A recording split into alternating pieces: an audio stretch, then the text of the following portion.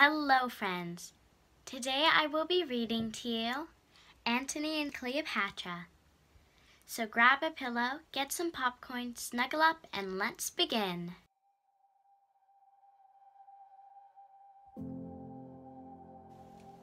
Antony and Cleopatra, a Shakespeare story, retold by Andrew Matthews, illustrated by Tony Ross.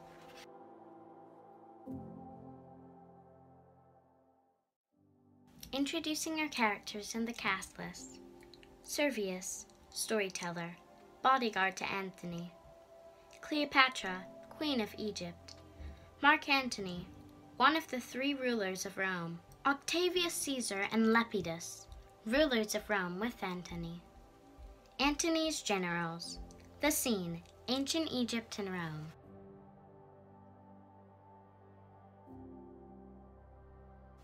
You want to know about Antony and Cleopatra? Let me tell you the story, the real story. I was there at the start, the night Julius Caesar was killed and Antony made a speech over his body in the marketplace.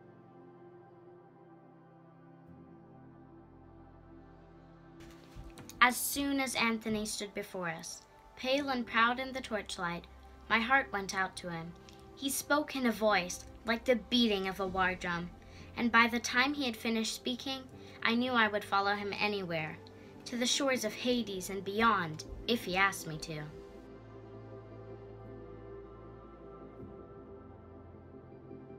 When civil war broke out, I was one of the first to join Antony's legions.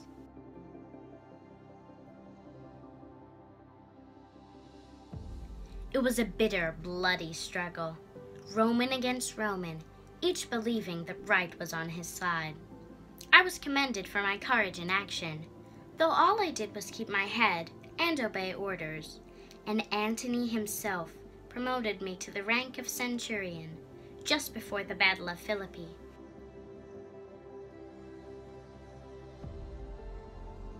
That's where I got this scar on my neck, but I was lucky. Braver men than I died that day, including Brutus, who killed himself to escape the shame of defeat. Antony wept at the sight of Brutus's corpse, and many of us wept with him.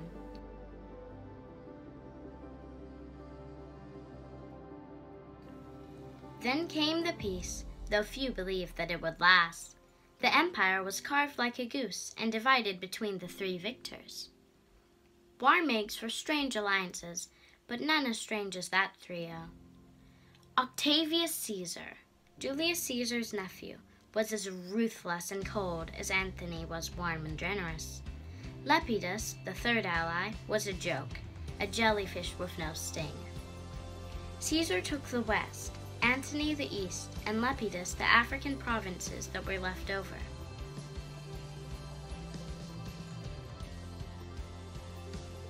Almost right away, there was trouble in the east. The Parthians invaded Roman territory, and Antony sailed out with his legions to deal with them.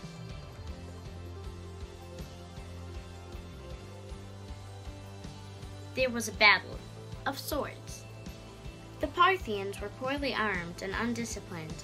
Most of them turned and ran the moment they saw the sunlight shining on our shields. After the victory, Antony called me to his tent. "Well, Servius," he said, "your centurion days are over." I thought he was going to pension me off and send me back to Rome. "Why, sir?" I protested. Antony gave me one of his boyish grins. "Because I want you to join my bodyguard," he said.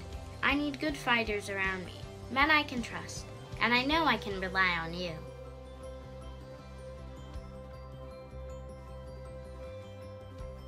I was at a loss for words. My heart beat so proudly that I thought it would burst my armor.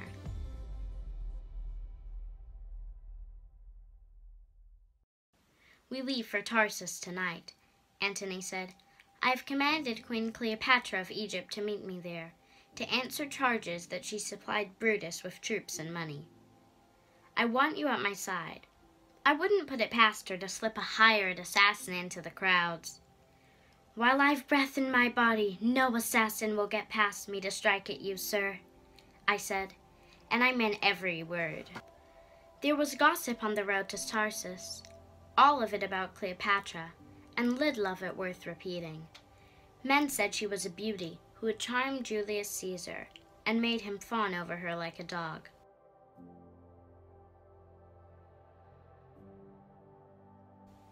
Now the story went, she planned to do the same with Antony.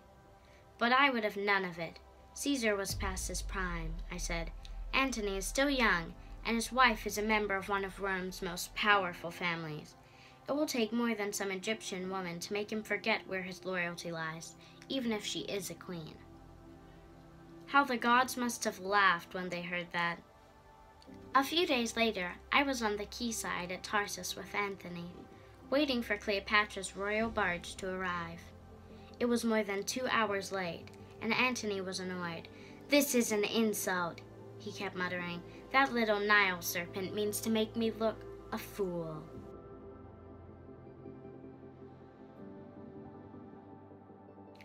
But at last we heard distant voices on the wind, women's voices singing, a twisting, slithering melody that my ears could not follow. Cleopatra's barge rounded a bend in the river, and the watching crowds gasped. The hull, deck, and oars of the barge had been gilded so that the boat looked like a fire burning on the water. The sails were deep purple and scented, and the breeze that filled them carried the fragrance across the harbor. I breathed in the perfume of Egypt for the first time, a spicy, honeyed smell that made my head swim.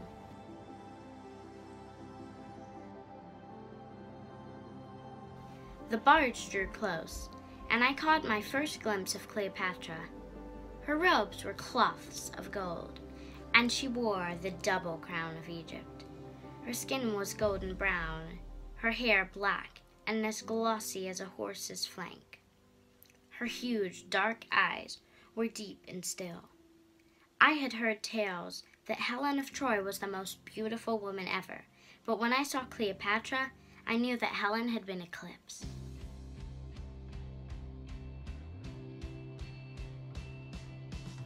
"This is no queen," Antony said softly. "This is a goddess." Cleopatra stepped onto the quay, and the cheering crowd sounded like storm waves breaking.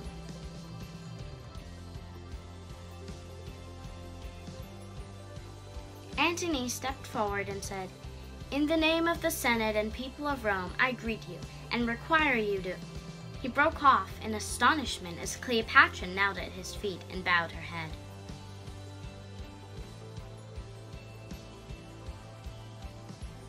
The crowd fell silent. Antony frowned, then bent down and helped Cleopatra to her feet. "My noble lord does me too much honor," she said, her head still lowered.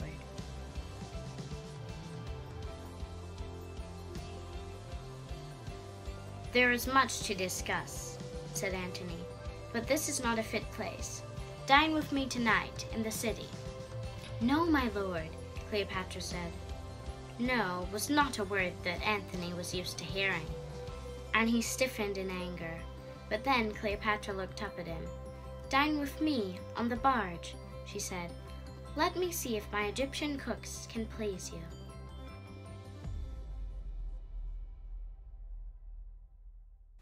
"Eat with me and taste new delights, my lord."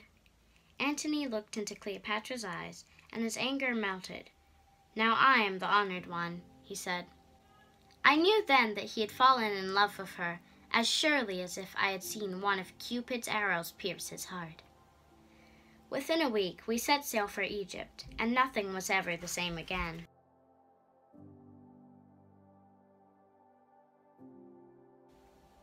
Egypt was another world. Beyond the Nile's green valley stretched the desert, unchanging and timeless. In Egypt, the years slipped away like a handful of water.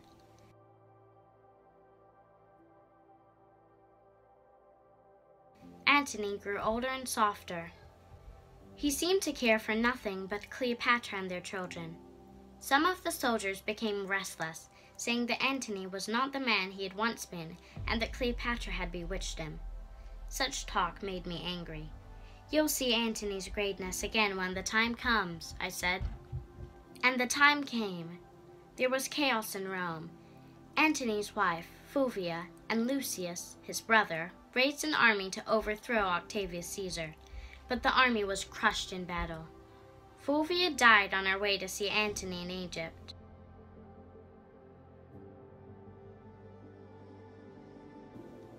At the same time, Sextus Pompeius rebelled against Caesar, and the Parthians invaded the Roman territories at their borders. The world of Rome seemed about to collapse.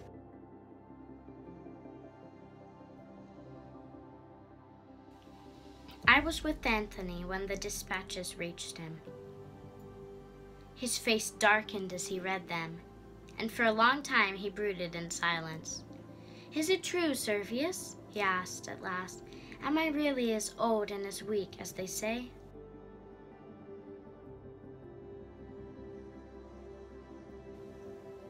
"You are Mark Antony, sir," I told him. Something of his old look shone in Antony's eyes. "I will go to Rome and settle my differences with Caesar," he said.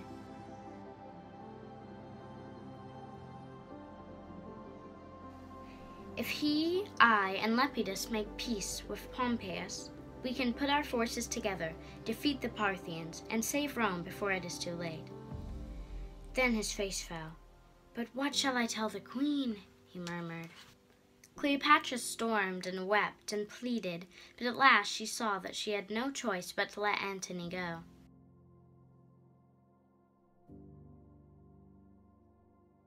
She feared he would not return, but I knew that his love for her was too strong for him to stay away for very long. In Rome, Antony was a grizzled lion, Caesar a cold and haughty eagle, and Lepidus a crab scurrying beside them.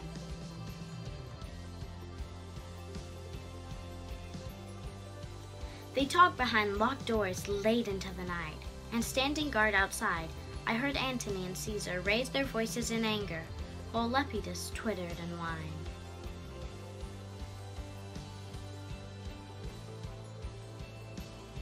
Antony emerged from the chamber looking tired and worried. He took me aside and said, "I want you to leave for Egypt at once. Tell the queen that I have made my peace with Caesar."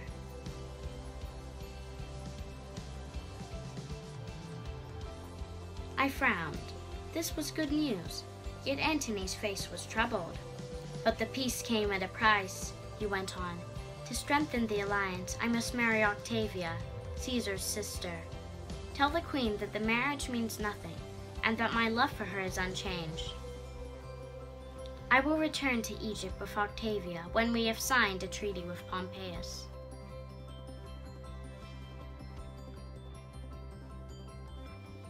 Doubts rose in my mind like a flock of crows.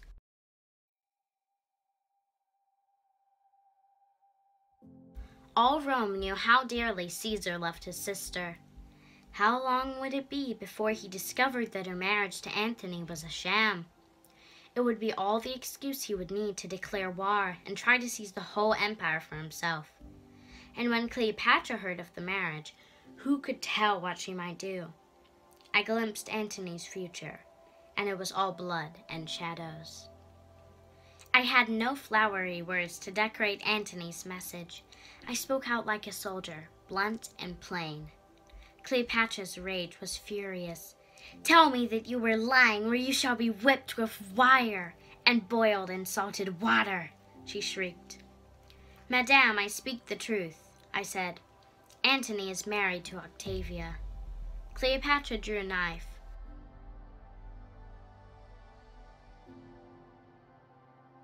I do not know whether she intended to stab me or herself, for one of her handmaidens snatched the knife away. Cleopatra shook her head, scattering tears that gleamed as they fell. "Then let Egypt sink into the Nile," she moaned. "Let the sky fall and crush the earth." Egypt did not sink, nor did the sky fall, but one terrible happening led to another.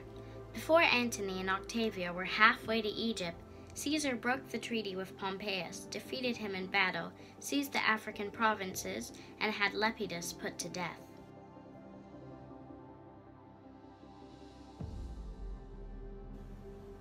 Antony knew that war was coming and sent Octavia back to Rome. being too honorable a man to keep her as a hostage. Once Antony was back in Egypt, he and Cleopatra joined forces against Caesar, though their love remained strong. Some of the fire between them had dwindled because of Antony's marriage of convenience.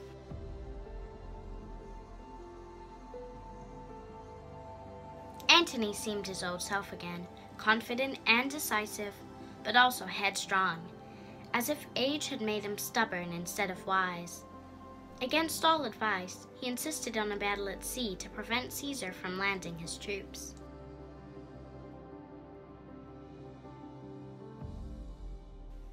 Antony's generals were in despair. "This is madness, sir," one of them was brave enough to tell him.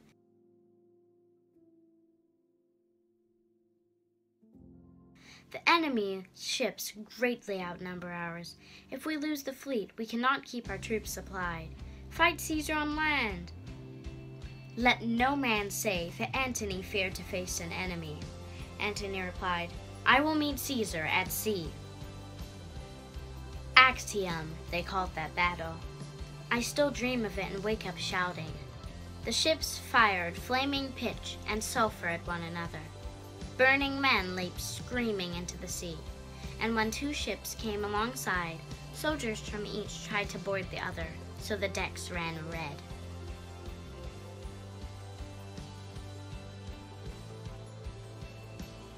For a time, it seemed that Antony might be victorious. Then love betrayed him. Cleopatra sailed out in her barge, thinking that the sight of her would encourage Antony and the Egyptian fleet, but the horror and slaughter of the battle made her order the barge back to harbor.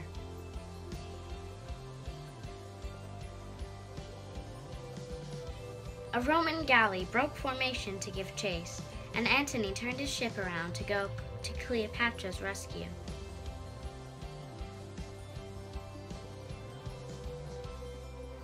When the captains of the fleet saw their commander leave the fight, they believed that all was lost and fled.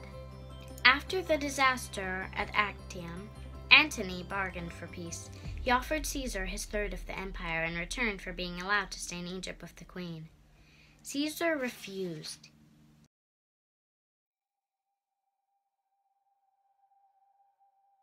He would make peace with Cleopatra, he said, but only if Antony were executed. Antony accused Cleopatra of betraying him out of spite for his marriage to Octavia. Cleopatra was terrified by Antony's fury and went into hiding.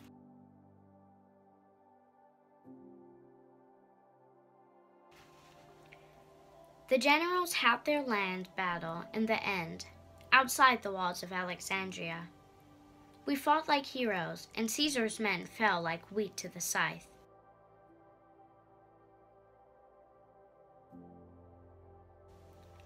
But even as the celebrations began in Antony's tent, a messenger arrived with grave news.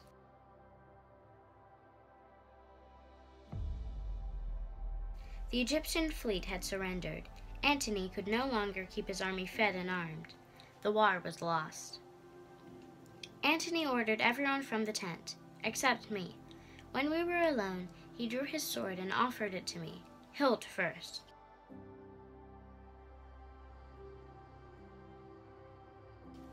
"Kill me, Servius," he said.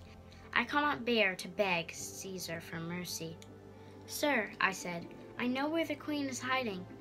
You could be with her in an hour. You could escape to live in fear until Caesar hunts us down," said Antony. "No, Servius, I am finished. Take the sword and end it." "Not I, sir," I said. "I would gladly die for you, but I will not do what you ask." "Then by my own hand be it," said Antony. He stabbed with both hands, but the point of the sword slipped on his breastbone and ran into his belly. He pulled out the sword and threw it across the tent with a cry of disgust.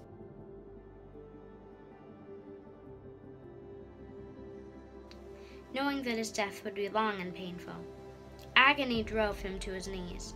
"Cleopatra," he gasped, "take me to her." I do not know how Antony found the strength to stand and mount a horse, but as night fell, we rode across the desert to Cleopatra's hiding place, her own tomb, built in the shape of a crouching lion with a man's head. I beat against the doors, my shouts echoing off the stone, until a slave answered and drew back the bolts. Antony leaned on me, and we staggered inside.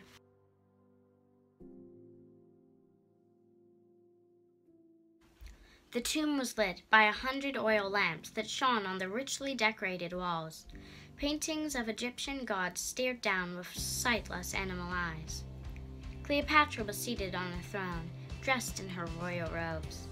A reed basket stood at her feet, and I remember thinking it a poor thing to find in such a place.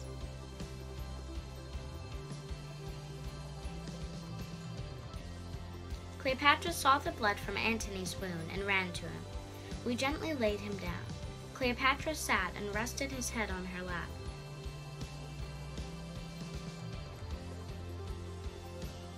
"I am dying, Cleopatra," Antony said. "Tell Caesar you had me killed and make peace with him." "Never," said Cleopatra. Antony's face clenched in pain. "Then add one more kiss to the thousands you have given me," he said. Cleopatra lowered her head, pressed her lips to Antony's, and he was gone.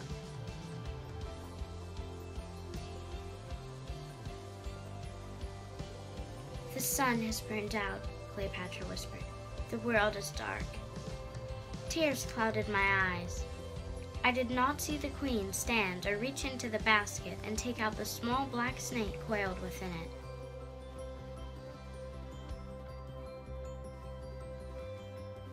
When I could see again, she was on her throne, and the snake's fangs were sunk deep in her breast.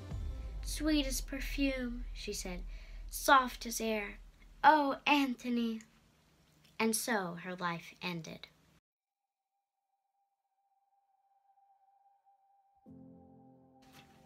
And that's my story. It will be told and retold until time ends. Antony and Cleopatra will always be together, though their beauty and greatness turned to desert dust long ago. They say that in the East, Emperor Octavius Caesar is worshipped as a god. Well, if Caesar is a god, then let my death come soon, for the world is past my understanding. But Antony, now there was a man.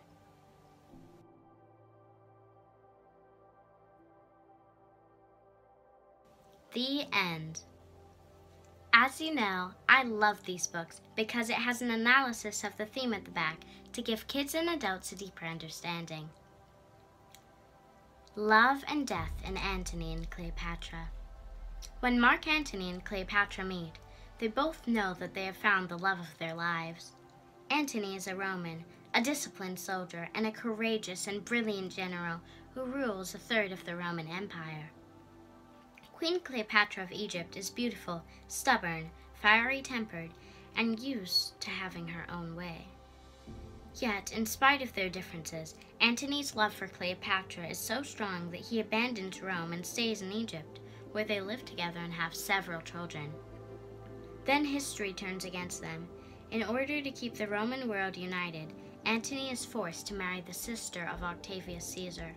The marriage is a sham, and Antony quickly returns to Egypt, but this gives the ambitious Octavius the excuse he needs to make war and take the whole empire for himself. Against the advice of his generals, Antony fights the Roman fleet at Actium, where Cleopatra's meddling causes a massive defeat. Antony bungles a suicide attempt and is taken to Cleopatra's hiding place. He dies in her arms. Antony sacrifices everything for Cleopatra, his reputation, his loyalty to his country, and his life. After he is dead, Octavius offers Cleopatra peace, but she chooses a noble death over a shameful surrender. Cleopatra cannot bear to live without Antony and joins him in death, passing out of history into legend, where her and Antony's love will live forever.